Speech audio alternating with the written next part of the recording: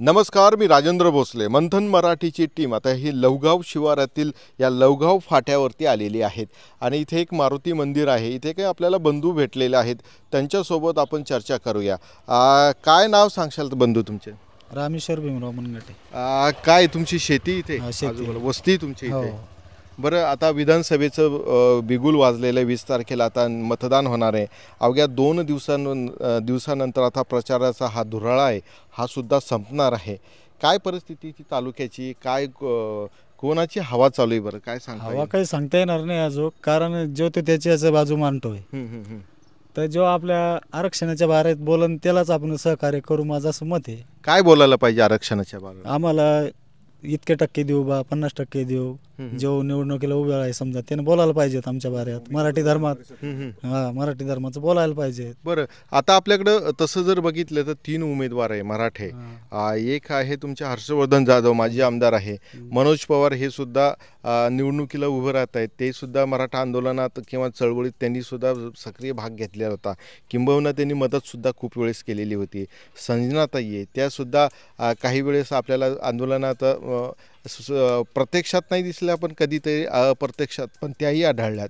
त्यांच्या तिघांकडनं तुम्हाला काय अपेक्षा आहे? तिघातून जो जर आपल्याला आरक्षण देईन त्याला आपण सहकार्य करायला काही हरकत नाही. आरक्षण दिन म्हणजे कसं कसं पाहिजे तुम्हाला? यायना आपल्याला समजा पुढे बोलायला पाहिजेत.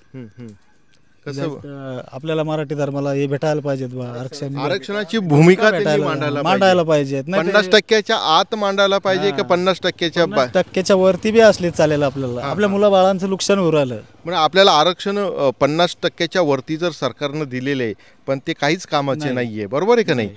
ते आरक्षण टिकाऊ नाही असं तज्ज्ञांचं मत आहे. तुम्हाला नाही असं वाटत की 50% आतच आरक्षण मिळायला पाहिजे? वर बी भेटलं चालेल, पण टिकाऊ पाहिजे. टिकाऊ पाहिजे. टिकाऊ पाहिजे. कोण करू शकतं? कोणाला तुम्ही आता तालुक्यामध्ये कोण देऊ शकतं बरं आरक्षणाची मागणी? कोण आता आमदारकीला जो निवडून येईन त्यानं जर त्यानं आपल्याला सहकार्य करा, आपण त्याला सहकार्य करू की आपण असं असं करू बा, असं म्हणायचं म्हणणं आहे की उघड भूमिका घ्यावी. की मी असं करून बा, की मी आरक्षणाबाबत बोलेन बा, हे कोणीच बोलायला तयार नाही ना. जे ते त्याची बाजू मांडताय हिंटाय फक्त. म्हणजे आज मराठा समाज संभ्रमत आहे का? नेमकं काय करावं? मराठी धर्माला कोणीच विचारू राहिलं नाही. जे त्याच्या निवडणुकाच्या बाजूक धरू राहिले, कोणी बोलायला तयार नाहीये. फक्त आपला पक्ष आपला पक्ष.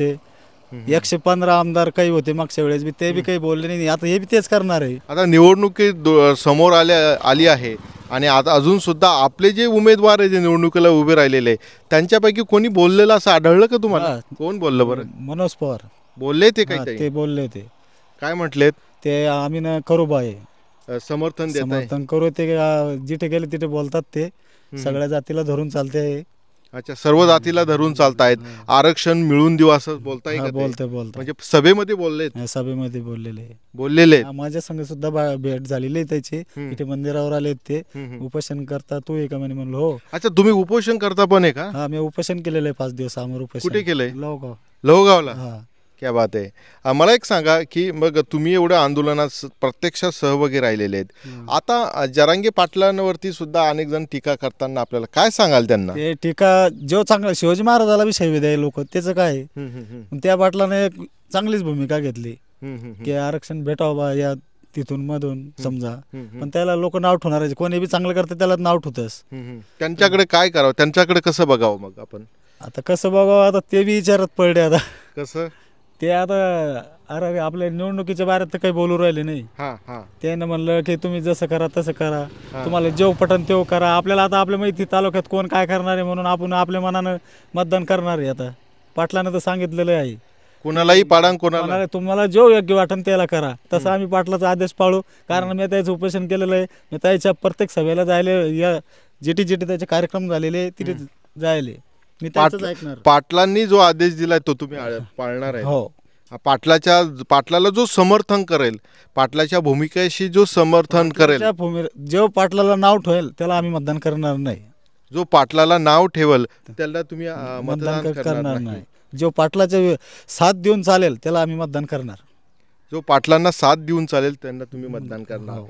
आपण बघा, हा जो लवगाव शिवार आहे, इथूनच चिंचोली जवळ आहे, नाचनवेन जवळ आहे, खूप असा महत्त्वाचा हा परिसर आहे, चांगला परिसर आहे. शेतकरी असेल किंवा मराठा वर्ग असेल, चांगला इथे कॉन्सन्ट्रेट झालेला आहे.